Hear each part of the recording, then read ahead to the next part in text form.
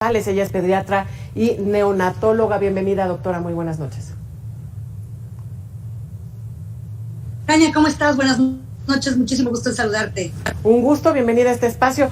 Preguntarle cuál es el panorama. Hemos venido escuchando ya de tiempo atrás, especialmente estamos en esta época de pandemia, la falta de vacunas, del cuadro básico de vacunación. Pero ¿qué es lo que ve? ¿Cuál es el panorama que usted se mueve en estos ámbitos?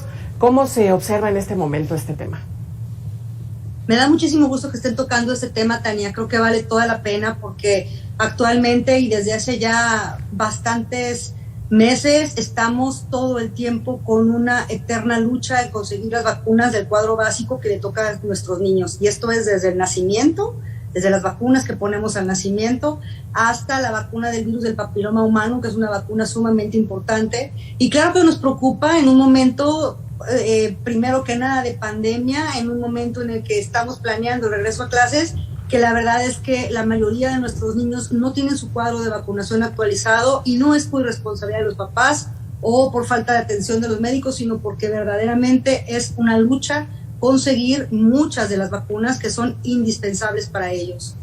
Sí, bueno, si bien es cierto que este periodo de pandemia ha sido pues fundamental, porque ¿qué están haciendo los laboratorios? Por supuesto le están dando prioridad a las vacunas para COVID-19, incluso decían los especialistas con los que hemos platicado aquí en Mega Noticias a lo largo del día, que se le está dando prioridad a esto, especialmente también pues en lo que tiene que ver con cosas que uno podría decir una cuestión mínima, que son los frasquitos, incluso para las vacunas, ¿no? Entonces la prioridad está en COVID-19, pero pues esto, ¿qué nos puede generar hacia adelante, no? Exactamente, creo que el motivo de esta pandemia se ha dado poca prioridad a los niños, y me refiero desde el principio.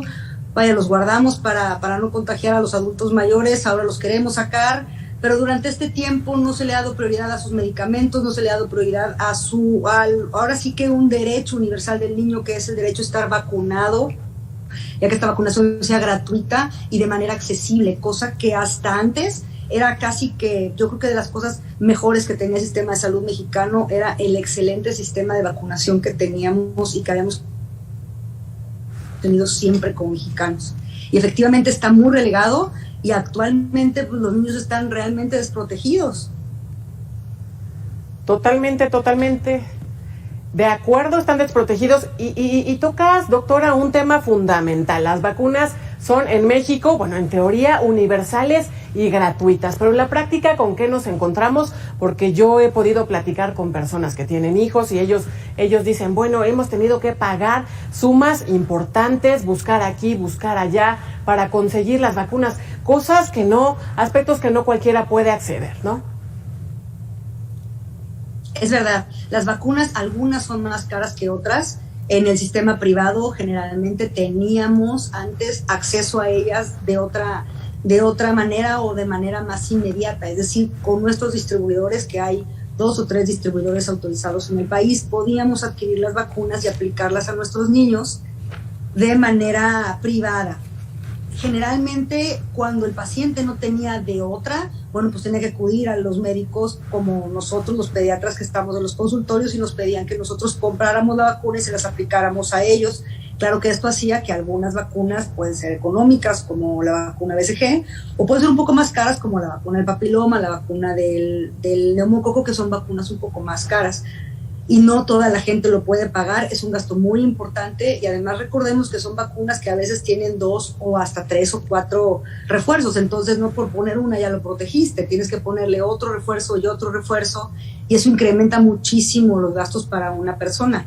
Pero además ahora, aunque tú quisieras venir al consultorio y que nosotros te la pusiéramos, probablemente tampoco nosotros la tengamos, como ahorita, por decirte un ejemplo, Hexavalente es una vacuna que es importantísima durante el primer año de vida, y no tenemos en los consultorios privados. Así también nos ha pasado con BCG y con muchas otras, que no nada más son más caras, sino que a veces no podemos ni siquiera ofrecérsela a nuestros pacientes. Sí, doctora, finalmente 2 preguntas. ¿Cuáles son estas vacunas que actualmente, en este momento, que usted sabe, no hay o está pues complicado conseguirlas? Y por otro lado, bueno, tenemos noticia, por supuesto, ya hay enfermedades que en teoría están erradicadas, pero pues esto que estamos enfrentando actualmente, ¿qué podría representarnos hacia adelante? Fíjate, por ejemplo, la vacuna que antes se hacían, y seguramente te tocó, las vacunas y estas campañas enormes de vacunación con sarín, con la polio tomada, es algo que se dejó de hacer, se decidió ya dejar de hacer cuando la OMS había pedido que lo continuáramos hasta el 2023 para estar seguros que verdaderamente la polio estaría erradicada de todo el mundo. Pero para esto teníamos que seguir aplicando esta vacuna hasta el 2023. De otra manera, pues no dejamos de tener cierto riesgo de una pandemia, que ya vimos que no es cualquier cosa y que ya vimos que no es algo tan descabellado. Eso es en cuanto, por ejemplo, a polio. Lo mismo ha pasado con varias enfermedades. Por ejemplo, estábamos ya prácticamente sin casos de sarampión durante varios años. Recordemos que hace un año empezamos otra vez con brotes en 4 estados de la República. Hubieron varios casos y en gran parte se debía a eso, a que no estaba la vacuna disponible de sarampión, rubiola y paperas, que es una vacuna que ponemos al año de edad y después a los 6 años. Dejó de haber vacuna tanto en el medio privado como en el medio público. El niño del año a lo mejor se vacunó el 65, 68% y todos los demás no estaban vacunados y empezaron a haber casos de sarampión. Nos sacaron varios sustos, empezaron a reproducirse. Recordemos que el sarampión es súper contagioso y bueno, como el sarampión, como la polio, etcétera, la misma tuberculosis, al no tener un adecuado control y una adecuada vacunación, pues estamos tratando la salud de los niños y del resto de la población con pincitas, porque al final del día se nos pueden enfermar y pueden contagiar a todos los niños que tengan a su alrededor, adultos mayores, jóvenes, etcétera, inmunodeprimidos. Gravísimo, gravísimo, doctora, esto que nos comparte. De verdad, pues estamos tratando de salir de una pandemia, la pandemia de COVID-19.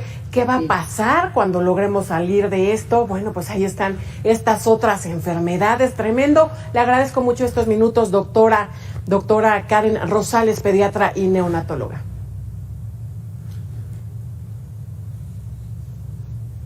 Tania, muchísimas gracias, a la orden. Me gusta saludar. Momento de hacer una pausa, es muy breve y regresamos. Todavía tenemos mucho más.